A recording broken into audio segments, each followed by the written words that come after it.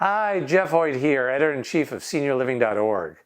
Are you thinking about getting a hearing aid for yourself or for a loved one?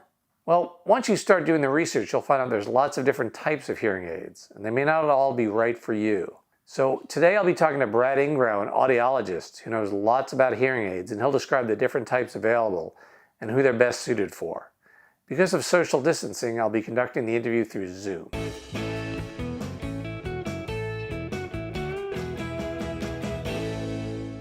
Hi, it's Jeff Hoyt, Editor-in-Chief of SeniorLiving.Org. Today I have the pleasure of speaking with Brad Ingrao, who's an audiologist, and we're talking about hearing loss and hearing aids. And Brad, I'd like to ask you, what are the different types of hearing aids available? Sure, Jeff. So when we talk about hearing aid styles and types, we generally talk about where they sit in or on the ear. One of the sort of problems we have with hearing aids is somewhere somebody saw a person, probably with a fairly significant hearing loss, wearing a hearing aid that goes behind their ear. And they think, oh, I don't want to wear that. That's big. It's bulky. It's this. The behind the ear hearing aid, we abbreviate that with the letter BTE for behind the ear. That type of hearing aid is most appropriate for people who do have that more significant hearing loss. The business end of the hearing aid, all the electronics sit behind your ear, kind of where your eyeglasses will sit. And then there's usually a small tube that comes down and goes into your ear canal. In that ear canal, we'll have generally a custom molded earpiece, and the sound will be picked up by the microphones on the behind the ear part, processed by the computer in the hearing aid, and then delivered, amplified through that ear mold. The nice thing about hearing aids today is we've been able to improve the quality and our ability to control. The biggest problem with this is feedback. Remember going to the county fair and you go and they're announcing the hog winners or whatever, and that guy gets a little too close to the PA speakers with his microphone and it goes, that's feedback. It happens with hearing aids. It happens much less if we can separate the microphone and the speaker. So the behind the ear hearing aid is good for those very, very powerful hearing aids. My son, who's now in his 30s, has a very profound hearing loss. A behind the ear hearing aid with a tube and an ear mold. Then that's great, but not everybody wants that much behind their ear. So the hearing aid companies have miniaturized like everything else. And now they have what's called a mini BTE or mBTE. Same concept. The business end is behind your ear. There's a tube. This time the tube is very thin. They call these slim tubes or thin tubes. They don't affect the quality of the sound. They just look a whole lot better. If you have a little bit of a sideburn or your hair comes down here, they essentially disappear behind there. That goes down into either a custom mold, or if your hearing loss isn't that severe, there's a series of what we call domes. These are small silicone ear tips of different sizes and shapes that your hearing care professional will fit to your individual ear, and that allows that hearing aid tubing to stay securely in your ear, and then the hearing aid processes from behind. That also was great, but about 15 years ago or so, they realized, wouldn't it be kind of interesting if we didn't have that tube? It's not a problem unless you happen to live where I live, which is Florida. Very humid in Florida. It's very humid in a lot of places in the summer. And if you're inside and it's cool with your air conditioning, you go outside and then come back in again, you can develop condensation in that tube. And so one of the most common problems with the BTE style is obstruction or condensation in the tube. And so a long time ago, a really smart guy named Natan Bauman actually figured out a way to take apart a hearing aid, take the speaker out of the behind the ear part, attach it to a wire, and put it inside your ear canal. And that became the receiver or speaker in the ear. We call that a couple of different things. There's receiver-in-canal or RIC. Some people call it the receiver-in-ear, RIE, hearing aid. And so these hearing aids do a really nice job of having the separation, so we don't get a lot of feedback. The size of the hearing aid behind your ear is in that mini BTE, very discreet, but it gives us the ability to have multiple microphones. That helps in background noise. And also to have a decent sized battery that's easy to handle. That is attached to a very thin wire. The wire is actually wrapped in a tubing that's often slightly skin tinted, so that disappears, very, very discreet, and then goes into the ear. The speaker is then attached to your ear because that dome that we talked about before, that'll go over the tip of the speaker and it stays securely in your ear. It's a great solution. We actually can get more power in a smaller product. And from a maintenance standpoint, it's much easier because we're no longer dealing with a plumbing problem of moisture and wax. It's all a wire. So that receiver in the canal is probably the most popular type. It has all of the benefits of the BTE and all of the cosmetics that we're going to talk about in a second. So you get the best of both worlds. They're easier to handle and all that stuff. However, some people just can't deal with something behind their ear, or they have big, thick glasses or whatever. If you've got something that says, I don't want anything behind my ear, I don't want anything outside of my ear, we move into the next major category, which is in the ear, or ITE.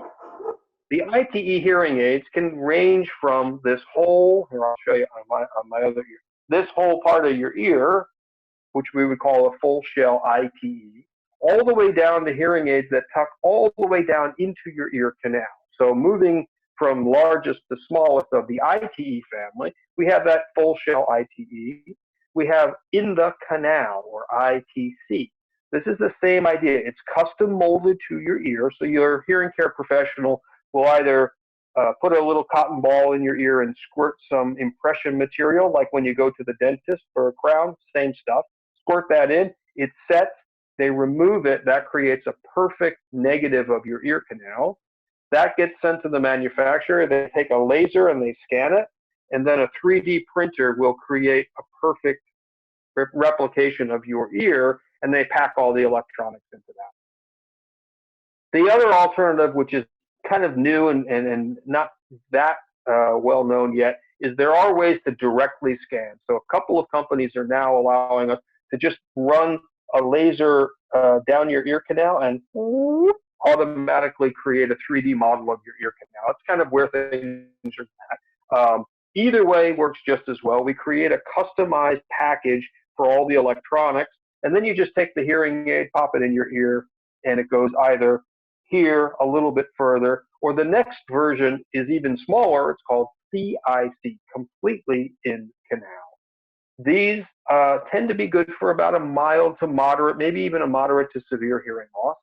The only downside I've found to these smaller hearing aids is you can't have big fat sausage fingers like me because they're a little bit harder to manage. But if you're good with small devices and the small batteries aren't a problem, they're a really good solution for a lot of people. If you have a very minimal or moderate hearing loss, one of the cool things about this part of your ear is if the microphone sits deeply enough in your ear, this part of your ear actually acts as a directional microphone to sort of get the sound in front of you to be separated from the background noise. So you can get a little bit of background noise enhancement by your natural ear, we call that the pinna, if the microphone is enough. So the completely in the canal instruments do a very nice job for a lot of people. The electronics have gotten small enough now that even some of these very small devices can have wireless capabilities, which would allow you to connect to maybe a TV streaming device or a cell phone. We haven't quite gotten the small ones to be rechargeable yet, but all the ones behind your ear can be rechargeable. And then finally, if you don't want anybody to know at all what's going on in your ear, there's something called a IIC, an invisible-in-the-canal hearing, just like a CIC, but it sits a little further down. So even if you were to look inside somebody's ear, you barely would see anything at all. That's fantastic. They have little removal strings so that you can get them out. They don't get stuck, all that. And they're, again, good for those sort of early stage hearing losses, people who are in professions where, unfortunately, people look at a hearing aid and make certain assumptions. So if you want to improve your hearing, but you don't want to sort of wave a big flag saying, I've got a hearing loss, you can use these IIC hearing aids. The impression process is the same as the other in-the-ear hearing aid. The final one, and there's only one manufacturer that makes it, but it's a really interesting concept. People who really want or need that level of a discrete hearing solution, but they really don't want to take this thing in and out of their ear. They don't want to change the batteries all the time. There's something called an extended wear hearing aid. The only one that's really made it out there is a product called Lyric. It's made by Phonak. And it's really cool because you go to a specially trained professional, an audiologist or a hearing instrument specialist, and this is really tiny and it's foam encased. So we place this really deeply into your ear canal where one of those IICs would go. And then you leave it for 3 months. It's completely bio-neutral, so it doesn't harm your ear canal at all. At night, you have a little wand. You put it to sleep at night. After about 3 months, the battery dies. You go back to your hearing care professional. We remove it with a special tool. We clean your ear canal. We put another one in. And these extended wear programs are a little different than typical hearing aids. You buy a subscription. And so as many replacements as you need during that subscription period, you just go, you get a new hearing aid, and off you go. You can sleep with them. You can shower with them. You don't go underwater with them, but you can hang out in the hot tub and all that kind of stuff. So what's nice about hearing aids today is regardless of your level of hearing loss or your desire or need for discretion, there really are good hearing aid solutions out there. They look good. They sound good. They really do a good job of improving your ability to access the world and feel not only okay about it, but actually feel good about it. So what we're hoping to do with this video, I think, is to help people understand, you know what, you don't have to wait or you don't have to put off helping your hearing because you're afraid you're going to have a big neon sign that says deaf on your ear. Nothing could be further from the truth. You really have a wide degree of options, and in each of those shape categories, you have other options in terms of the level of technology and so forth. Jeff, I believe your website has a buying guide that goes through that in a little bit more detail. Is that correct? Mm-hmm. So that's the basics of hearing aid styles.